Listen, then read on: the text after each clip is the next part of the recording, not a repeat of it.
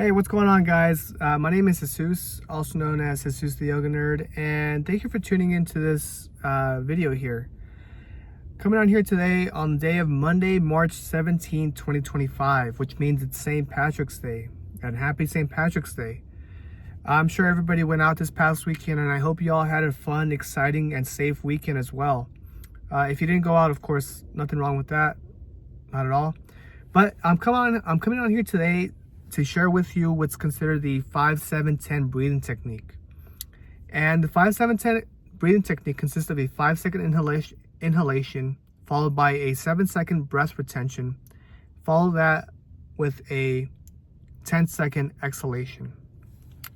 And before we get into it, I just want to explain with you the benefits of this breathing technique, along with some of the side effects you may experience and whatnot, and how to practice it best. And then we'll dive into practicing just a few rounds of this. That way we kind of get a grasp and feel for what this technique does for you. So first off, this breathing technique stimulates the vagus nervous system. And I know for some of you that may be a bit ambiguous, because the vagus nervous system is connected to all sorts of different areas of the body. We're talking about the heart, the liver, the kidneys, brain, muscle groups. We're talking about arteries. We're talking about all sorts of different areas of the body that it's connected to. So it's very ambiguous to explain that it stimulates the vagus nervous system. But this one in particular, the 5-7-10 breathing technique, stimulates the parasympathetic nervous system. And the parasympathetic nervous system is responsible for our rest and digest quality of life, so to speak. It's responsible for our, let's calm down, let's relax here, part of our state of mind. Now, what it will actually do, this breathing technique, it'll lower your blood pressure. It'll overall help with brain fog. So if you have any brain fog, if you're experiencing, maybe you're stuck or you're having trouble focusing, this is a great technique for you to practice. And overall, it's gonna help with your heart health. This is great for the heart. So this is just a very positive and very beneficial breathing technique. However, if you experience irregulated blood pressure, such as low blood pressure or high blood pressure, I recommend maybe not practicing this technique, especially if it's low blood pressure, because it can lower it to a point where you may actually faint. We don't want that. So I recommend consulting a doctor before practicing this technique. I also recommend that if you just recently had surgery, maybe not practicing this technique just yet. That way you fully recovered. Maybe within the past month or two, if you've had surgery, consult a doctor before performing this technique. If you are a patient of PTSD, somebody who has severe trauma, any kind of highly induced stress, I recommend maybe practicing with a guide, because breath work does have a tendency or a history of releasing emotions. We want to make sure that you feel okay and you feel safe for the most part. If you're pregnant, I don't recommend this at all. When you're pregnant, your airways are constricted. So with the 5-second breathing technique, that 7-second hold is going to be a very horrible experience for you, and you're not going to enjoy it. So I don't recommend breathing in that way. And overall, I'm trying to think about any other. No, I think that's it. So the 5-7-10-second breathing technique is going to be practiced with a 5-second inhalation through the nose, a 7-second hold, followed by a 10-second exhalation. So how do we actually practice this? When we're inhaling for 5 seconds, for those 5 seconds, we're going to be inhaling through the nose, through the nostrils, and down to our gut. We're going to allow the rib cage to expand. We're going to allow the diaphragm to expand when we're doing this. And we're not just going to do it from the front. We're going to do it from the sides, and aim for also doing it in the back as well. Those are areas in our body that are stuck. So when we're inhaling, we want to relax our chest. We want to relax the muscles at the base of our neck and our shoulders, and really inhale into that gut. When we're inhaling into the diaphragm and into the rib cage, we're allowing everything to expand. Areas in our bodies that we're typically not used to moving are expanding at that point, which is good. We're allowing energy to flow in that point. It'll be a very normalized 5-second inhalation, followed by that 7-second hold. Now that 7-second hold is going to be either it's going to be practiced in one of two ways, and this is your choice. As far as I'm concerned, there's really more benefit on the second option, but if you're a beginner, I recommend maybe practicing the first option. So the first option is just 7 seconds of stillness. You don't move the body, you don't move anything at all. All you do is observe your sensation, whatever sensation you feel while you have air in your body and you're not breathing any more in. There's something special that happens in that moment. So just be aware of what that is. But just be aware more than anything of what you feel. Be aware of how you feel, your sensation, what area of the body calls for your attention the most.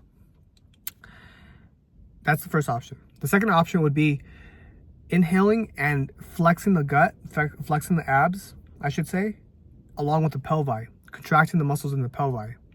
The reason for this is because we have a lot of different sorts of energy.